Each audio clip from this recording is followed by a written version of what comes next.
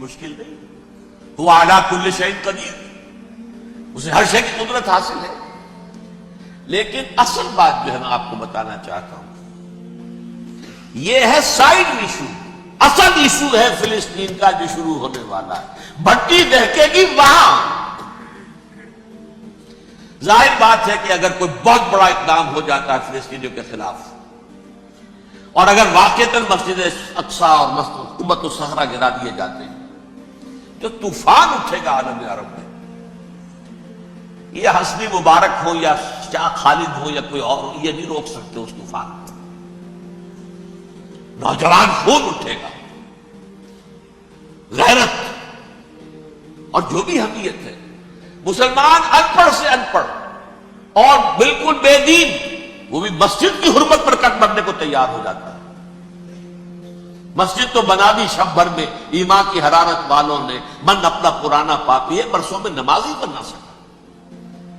وہ چاہے کانپور کی مسجد سے مسلمانوں نے جانے دی ہے، چاہے وہ شہید گنج کی مسجد کی مسلمانوں نے جانے دی ہے، چاہے نماز نہ پڑھتے ہو، لیکن یہ جو حرمت اور یہ جو حمیت اور یہ غیرت ہے، اس سے جو طوفان اٹھے گا، یہ ہوگا اس ملحمۃ العظمیٰ، اس کی طرف پیش رفت ہو رہی۔ کتاب الملاحم سے احادیث کے حوالے سے یہ جن جنگوں کا حوالہ دیا حضور نے، پیشن گوئی کی ہے، اس کا نقطہ آغاز تھا خلیج کی جنگ۔ صدام حسین نے اسے کہا تھا یہ مدر آف وارز ہے، ام المحارب، یہ ایک جنگ نہیں ہے۔ اس کا نقشہ بھی حدیث میں موجود تھا، پیشن گوئی موجود تھی، اس وقت بھی ہم نے شائع کی تھی۔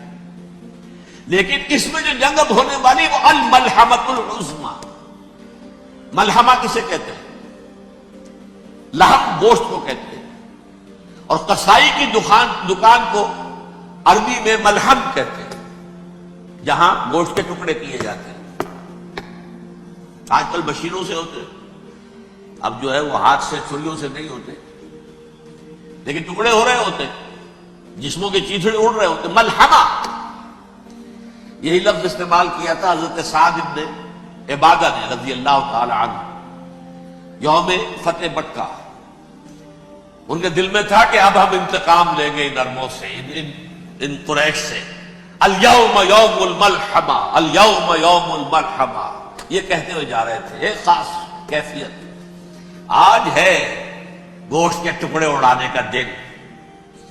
حضور سے کہا کسی نے جا کر کے ساتھ تو یہ کہہ رہے ہیں الیوم یوم الملحمہ، الیوم یوم الملحمہ۔ حضور نے فرمایا نہیں، ان سے کہو جا کر الیوم یوم المرحمہ، الیوم یوم المرحمہ، آج رحمت کا دن ہے، آج تو میں ان سب کو معاف کروں گا۔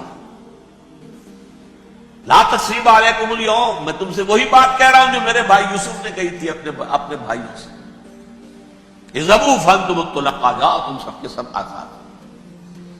وہ ملحمہ ہے جس کو کہ حضور نے حضرت معاذ بن جبل رضی اللہ تعالیٰ عنہ سے روایت ہے، اس میں سے جو ابو داؤد میں روایت آئی ہے، اس میں الملحمۃ العظمیٰ، عظمیٰ مؤنث ہے اعظم کا۔ آپ کہتے ہیں جنگ عظیم اول، جنگ عظیم دوم، عظیم کا باب ہو گیا اعظم، سب سے بڑا، اور اس کا مؤنث ہے سب سے بڑی، عظمیٰ، الملحمۃ العظمیٰ، سب سے بڑی لڑائی۔ میرے نزدیک یہ وار کے معنی میں نہیں ہے، بیٹل کے معنی میں۔ انگریزی میں یہ دو لفظ علیحدہ ہیں، وار، بیٹل۔ وار سالوں کو محیط ہوتی ہے، بیٹل کسی ایک خاص جگہ پر جو لڑائی ہوتی ہے اس کو کہتے ہیں۔ حضور کے اور قریش کے درمیان 6 سالہ وار تھی، جنگ تھی، لیکن battles, battle of Uhud, battle of Badr, یہ بیٹلز تھی، لڑائیاں تھی۔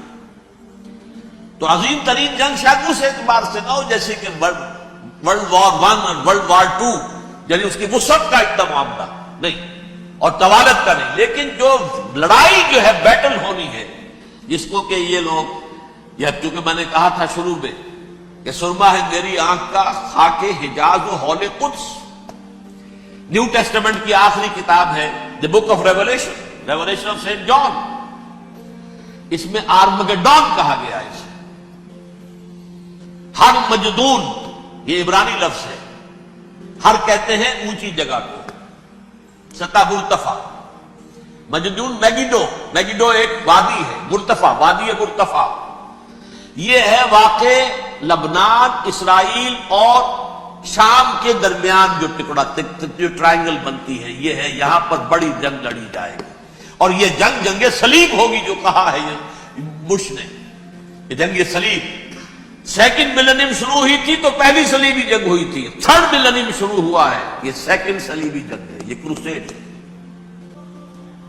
آخری نتیجہ ڈراپ سین وہ یہ ہوگا کہ اللہ کے دین کا بول بالا ہوگا اور پوری دنیا پر محمد کے لائے ہوئے دین صلی اللہ علیہ وسلم کی حکومت قائم ہوگی.